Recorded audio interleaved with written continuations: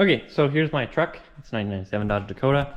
AC isn't working, so I got it recharged last year, and now it failed again. So if you see down here on the condenser, this paint is flaking. So there's a leak there. I also took it to the shop, and they confirmed there's a leak there. So they wanted $1,400 for just the condenser to be replaced. I bought one for about $180 online, so got that. It came with O-rings and whatnot. And then while I was there, I also picked up a dryer, so now I can do both of these while it doesn't have any charge in it. Then I'll take it in the shop tomorrow and get them to recharge it. So I'm gonna start with the condenser. So two 10mm bolts right here, and then these should just sort of pop off from what I can tell, and it should come out pretty easily. So take both these bolts out, and now pop that clip off.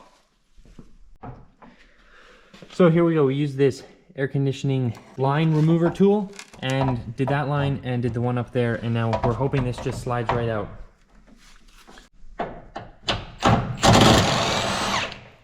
So we decided there's little tabs on the bottom of the plastic mounting piece, so what we're going to do is pull out this front bumper, and then we've also loosened this so it can pick up. Should work, we're hoping it does. Okay, there's one side. There's the bumper. Okay, so here's what we did. 2 bolts up here, 2 bolts on the side, on both sides. The bumper came off. Then there were bolts here for the condenser. Those were 10 mils, and then similar on here, these were also 10 mils to get the radiator out.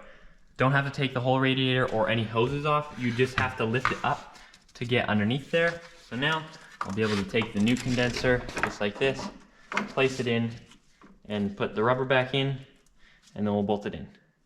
Okay, I didn't film much there because I had to go out, but put the bumper back on. That was pretty simple.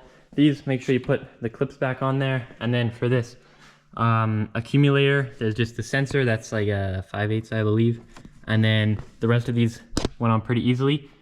Honestly, not that hard of a job. So I was able to save about $900 doing it myself. So I would recommend you do it yourself as well.